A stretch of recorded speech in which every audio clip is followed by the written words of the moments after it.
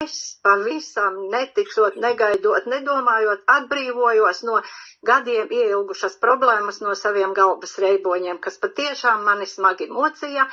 Āda, pilnīgi, tas ir tas. Man vienkārši vakar arī veikalā ienāca cilvēki, tas, ko viņi ieraudzīja mani, kad viņi ir, tu esi notievējis, jā. Ko tu darīji? Bet kopumā, trauksmes sajūta ir pazudusi, nakts miers un miegs ir atgriezies. Teiksim, kas mani vēl ļoti mocīja, tās bija manas locītavas. Pēc parašīla otrā mēneša jau bija nost jau 9 kilogrami. Un tagad es tikko pabeidzu arī kolovādas programmu, un šobrīd man ir minus 13 kilogrami.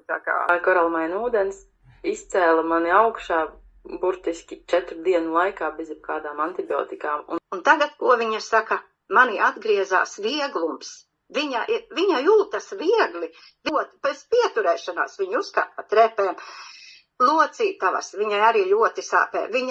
Viņai sāpēja vispār kājas, nesaprata, viņai pat vēnas bija gatavi operēt, ka it kā vēnu vaina, pagaist. Tad, kad viņš izgāja šo programmu, viņš nodeva analīzes, protams, uzlabojās ne tikai analīžu status, bet arī viņa pašsajūta, viņam enerģija, tagad viņš veic savus treniņus, un viņš man vairs nesūdzās par enerģijas trūkumu. Un paaugstinājās enerģijas līmenis, kas nav mazsvarīgi. Sakārtojās gremošanas sistēmas darbība, sevišķi pēc kola vada light mums bija programma.